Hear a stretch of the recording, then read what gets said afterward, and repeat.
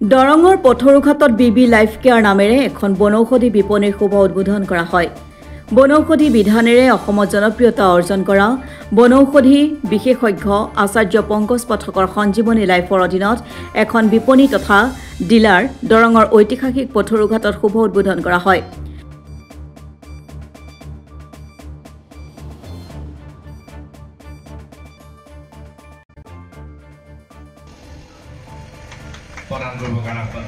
বহুত গছ আছে আপুনি যদি নাপায় আমাৰ আনি লৈ চাব। গ্ৰেড 1 3 মাহ মানত পুনৰবাৰক খালে ঠিক হৈ যায়। যিসকলৰ কলেষ্ট্ৰল বাঢ়ি আছে, ইউৰিক এচিড, কিন্তু সকলো যি শৰীৰত ভৰাই লৈছিল অজানিতে সেইটো উলিয়াই দিয়ক।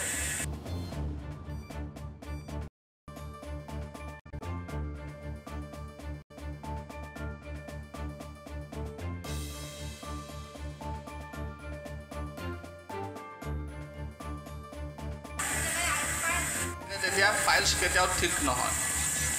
মাছ মাংস পাইলছ ৰোগীৰ কাৰণে আপুনি যদি মাছ মাংস আৰু বেছি কৰি খাই দিয়ে আকৌ হৈ যাব। পাইলছ এবাৰ হ'লে তেনেকুৱা। যিমান পাৰে মাছ মাংস নাখাব, পাৰে সিমান চবাব, তেতিয়া দ্বিতীয় দিনা দেখিব সুন্দৰ কৰি শৌচ ক্লিয়াৰ হৈ গৈছে। আৰু যদি নচবোৱাকৈ খাইছে, ফটাফট খাইছে, পানী খাই নাজানা কিছুমান কথা বিধান পাই যাব। আৰু যিসকলে কিবা সুধিব লগা আছে সময়ৰ অভাৱৰ কাৰণে পথৰুঘাট কৃষক শ্বহীদ মেমৰিয়েলৰ ওচৰতে থকা বিবি ফটোজৰ স্বত্বাধিকাৰী মঞ্জিল জে ৰচিদে বিবি লাইফ কেয়াৰ নামেৰে বনৌষধি প্ৰতিষ্ঠানখন আৰম্ভ কৰে।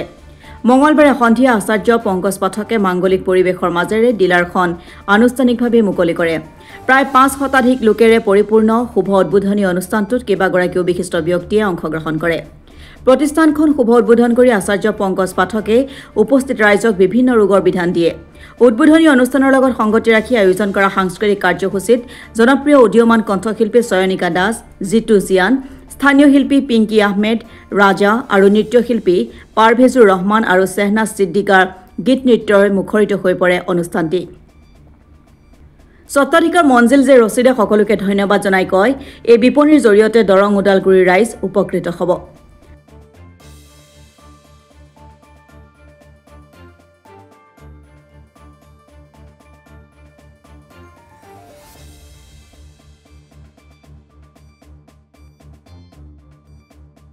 এইখিনি অঞ্চলত আমাৰ নাছিল মানে গোটেই দৰং জিলাত নাইয়ে। আমাৰ মানুহে বিচাৰি থাকে গুৱাহাটীত যাব লাগে বা ইয়াতে চাৰিআলিত যাব লাগে।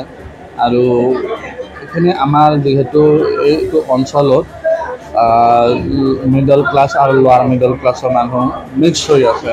তো এই মিডল ক্লাছ আৰু লোৱাৰ মিডল ক্লাছৰ প্ৰথম পচন্দ যি আমি বনৌষধি বুলি কওঁ আয়ুৰ্বেদিক বুলি, এইটো প্ৰথম পচন্দ। আৰু মই বহুত বছৰ অধ্যাপক কৰি গম পাইছোঁ আয়ুৰ্বেদৰ বিকল্প নাই। মানুহে বুজি পাইছে, সেইকাৰণে বিচাৰি থাকে ইয়াতে এওঁলোকে বেছি সহজলভ্য কৰিছে। ৰাইজ উপকৃত হ'ব। আমাৰ ইয়াতে যিহেতু এখিনি ঐতিহ্যমণ্ডিত ঠাই, তো সেইটো এটা আমাৰ ভাল মানুহখিনি গোটেইখিনি আমাৰ যিটো আমাৰ থলুৱা ছিষ্টেম, ইণ্ডিজিনাছ ছিষ্টেম, সেইটোত ভাল পোৱা। তো ইংৰাজী বস্তু বেছি ভাল নাপায়, তো ইংৰাজী ঔষধো ভাল নাপায়। মানুহে থলুৱা ব্যৱহাৰ কৰিব। আৰু কি কি ঔষধ পোৱা যাব? প্ৰায়বিলাক বেমাৰ, যিবিলাক চিৰিয়াছ বেমাৰ, যিবিলাকত আপোনাৰ আধুনিক এই হাত দাঙিতে প্ৰত্যেকবিলাকৰ আছে। লিভাৰৰ ঔষধ আছে, কিডনীৰ ঔষধ আছে ইয়াতে, তাৰপিছত হাৰ্টৰ প্ৰব্লেমৰ আছে, হাই প্ৰেছাৰ, চবৰে আছে, প্ৰায়বিলাকৰে আছে। প্ৰথমতে মই আপোনালোকক ধন্যবাদ জনাইছোঁ ইয়াত আহি উপস্থিত হোৱাৰ কাৰণে। আৰু আমি আজি ৰাইজৰ সহযোগ দেখিলোঁ আৰু যিটো মানে ৰাইজৰ উৎসাহ মানে বনৌষধিৰ প্ৰতি, সেইটোক লৈ আমি যথেষ্ট আনন্দিত হৈছোঁ। আৰু দৰং আৰু ওদালগুৰিত যিখন পংকজ পাঠকৰ বনৌষধিৰ খুচৰা আৰু পাইকাৰী বিপণীখন আজি শুভ উদ্বোধন হ'ল। এই অনুষ্ঠানত প্ৰায় 500 শতাধিকতকৈ অধিক মানুহ উপস্থিত হৈছিলে আৰু আমাৰ আমন্ত্ৰিত অতিথি আছিলে আপোনাৰ পংকজ পাঠক ডাঙৰীয়া। আৰু আজি আপোনালোকে জানে বৰ্তমান সমাজত ফেটি লিভাৰ হওক বা আমাৰ চুগাৰৰ পেচেণ্ট হওক বা হাই প্ৰেছাৰৰ পেচেণ্ট বহুত বেছিকৈ বাঢ়ি যাব ধৰিছে, কাৰণ আমাৰ এলোপেথিক ঔষধৰ কাৰণে হৈছে।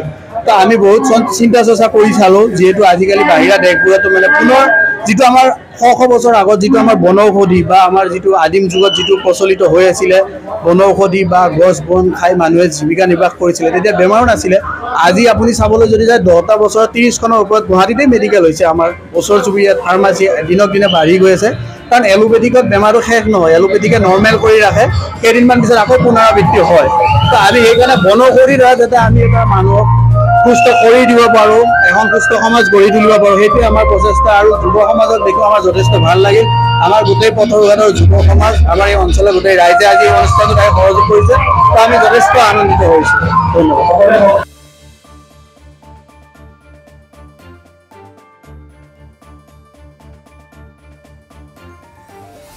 দৰঙৰ পৰা কণালী হাজৰিকাৰ ৰিপৰ্ট অসম টুডে।